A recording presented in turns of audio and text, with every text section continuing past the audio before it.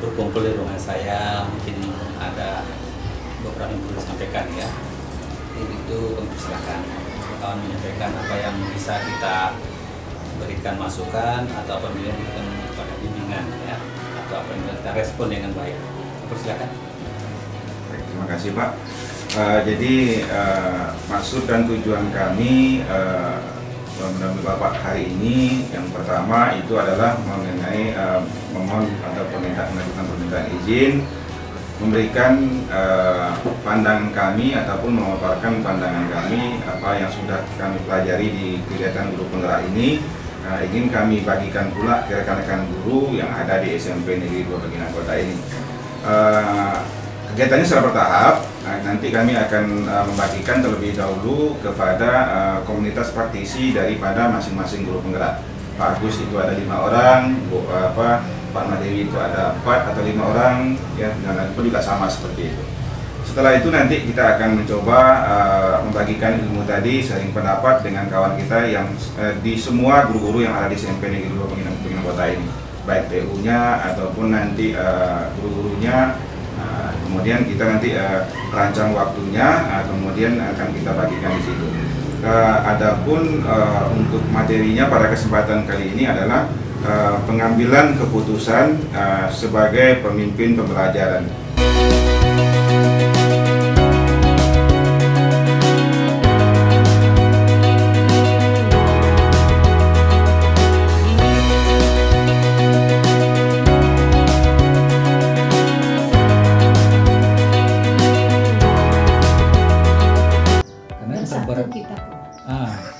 Yang terberat itu sebetulnya Pak mendidik itu Pak, karena mendidik itu kita memakai hati kita di dalam. Sementara paradigmanya kita harus menggunakan akal pula menstabilkan suasana.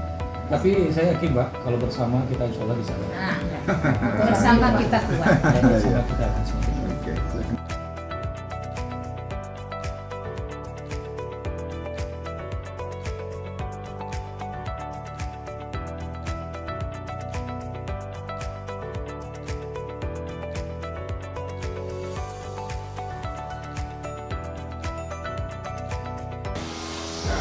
Jadi sebenarnya kita kan sudah bahas kemarin bahwa dalam suatu kasus atau kejadian itu kan kita dihadapkan dengan suatu dilema. Kita ingatkan kembali bahwa dilema itu ada dilema etika sama tuntutan moral.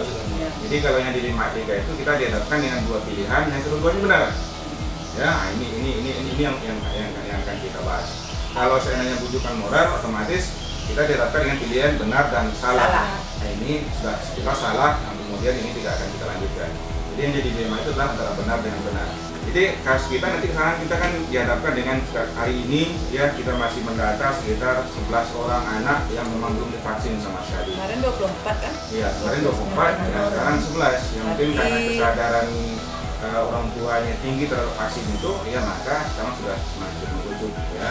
Nah, anak yang 11 orang ini memang apa? Ada penyakit bawaan atau memang orang tuanya tidak mengizinkan atau dia tidak mau? Kemarin yang sudah masuk itu suratnya 1 orang yang memang tidak diterima oleh dokter. Ya itu memang kita berikan toleransi. Yang jadi masalah sekarang itu adalah yang tidak diperbolehkan sama orang tuanya. Ya, ada alasan kan? Iya, kira-kira yang jadi alasannya apa? Nah, itu yang kita minta kenapa dari Bapak Ibu hari ini. Ya, ini seperti itu. Ya ini sama ini, memang di satu sisi kita memang harus ada perlakuan yang berbeda untuk anak yang belum vaksin dengan yang sudah. Kenapa begitu? Karena kita menghargai, terlepas dari ini apakah untuk antisipasi COVID atau apa, kita harus menghargai anak-anak yang sudah susah payah vaksin. Nah, jadi jika tidak ada perbedaan perlakuan, tentu anak-anak yang sudah vaksin ini akan merasa ngapain kita capek-capek vaksin bagi toh yang nggak vaksin belajar juga kayak gitu. Ya, jadi tentu mau nggak mau meskipun ya kita harus memberikan perbedaan sikap atau perlakuan kepada yang belum vaksin ini agar yang sudah vaksin merasa apa yang sudah dilakukan kemarin itu sudah sia-sia. Kita menghargai yang jumlah besar banyak daripada yang ya sama halnya dengan secara sederhana kita memberikan tugas pada anak yang buat tugas dengan tidak buat tugas tentu kita berikan perlakuan berbeda.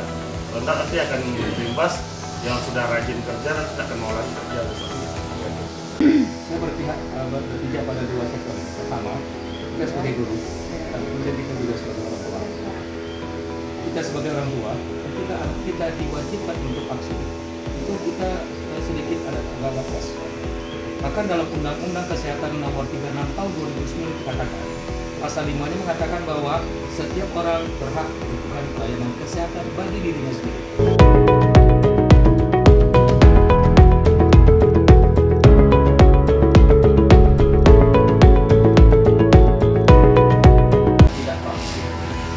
Dan kita sudah dituntut oleh pemerintah daerah secara khususnya mewajibkan untuk vaksin, dan yang tidak vaksin itu tidak diperbolehkan untuk datang. Sebenarnya kalau pendapat saya dalam hal ini sebenarnya ada solusi yang baik.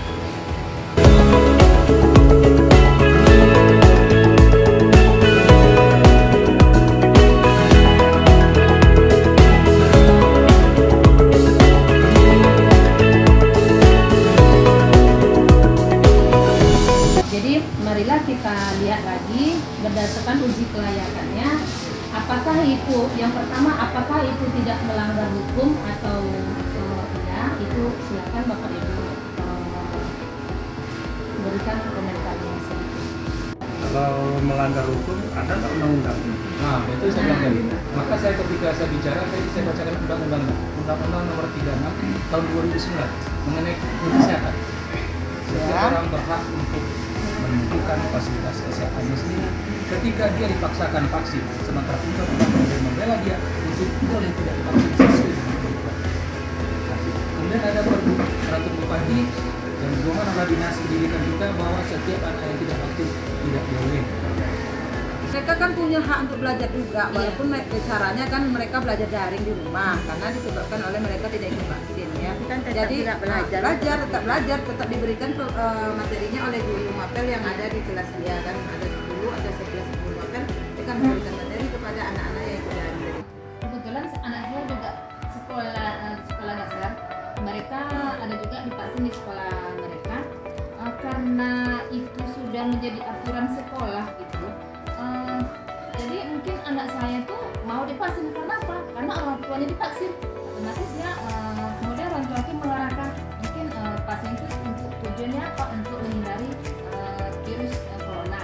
Jadi karena saya divaksin, anak saya pun ikut karena nampaknya orang tuanya sehat, aman-aman saja. Anak saya di sekolah pun mereka divaksin karena panutannya orang tuanya. Pertama kami ingin mengucapkan terima kasih atas waktu dan kesempatan yang diberikan kepada kami. Ya, CGP lagi. Ya, karena memang kegiatan ini selama 9 bulan ini merupakan modul yang terakhir, modul 3, dan itu pun ada sub pembelajaran 3 bagian pula. Pada kesempatan hari ini modul 3.1 yaitu dengan judul pengambil keputusan bahwa kita ini adalah seorang pemimpin pembelajaran. Baik Bapak Ibu, terima kasih ya atas perhatiannya untuk hari ini ya, waktu juga. Pada kesempatan kali ini izinkan kita atau kami melakukan penyamaan persepsi Bapak Ibu. Dan kami tidak mensosialisasikan, kami tidak mengajarkan, tapi kita di sini menyamakan persepsi atau pemahaman kita terkait sebagai seorang pemimpin pembelajaran. Izinkan saya menyampaikan pesan dari Mas Menteri kita, ya, Bapak Nadiem Makarim. Beliau mengatakan bahwa beban dan amanah kepemimpinan itu adalah mengimbangi semua prioritas yang terpenting. Artinya apa? Semua poin-poin yang penting itu kita harus mengambil prioritas yang paling utamanya. Namun di situ tugas kita dalam sebagai pendidik adalah melakukan apa yang terbaik, apa yang bisa kita lakukan untuk anak-anak kita. Kemudian apa yang diinginkan itu kadang-kadang belum tentu itu yang terbaik, ya. Yang menurut kita baik belum tentu itu yang terbaik. Di kesempatan ini saya ditugaskan untuk menjelaskan dan membagi ilmu yang kami dapatkan di program Guru Penggerak, yaitu dalam hal dilema etika dan wujudan moral. Dalam situasi ini kita juga harus mengetahui dulu apa itu rujukan moral, dan apa dilema etika. Definisinya di dilema etika ini situasi di mana seseorang itu diarahkan dari dua pilihan dan memilih satu, dan kedua-duanya itu benar lawan benar. Secara moral dia benar, tetapi bertentangan. Inilah yang dinamakan dilema etika, dan ada beberapa paradigma yang harus kita jalani atau kita ikuti dalam pengambilan keputusan ini. Sedangkan rujukan moral, dalam hal ini seseorang itu diarahkan kepada keputusan benar atau salah. Empat paradigma dilema etika ini, pertama individu lawan masyarakat, kemudian rasa keadilan lawan rasa kasihan, kemudian kebenaran lawan kesetiaan, kemudian jangka pendek lawan jangka panjang. Paradigma pertama, individu lawan masyarakat. Apa itu individu lawan masyarakat? Dilema ini adalah bagaimana membuat pilihan antara apa yang benar untuk satu orang atau kelompok kecil dan apa yang benar untuk yang lain, kelompok yang lebih besar. Kami akan memaparkan sedikit pengetahuan kami tentang 3 prinsip dalam pengambilan keputusan. Sebelum kita masuk ke 3 prinsip untuk pengambilan keputusan, kita akan bertanya dulu kepada diri kita sendiri. Saat mengambil suatu keputusan, apakah landasan pemikiran kita?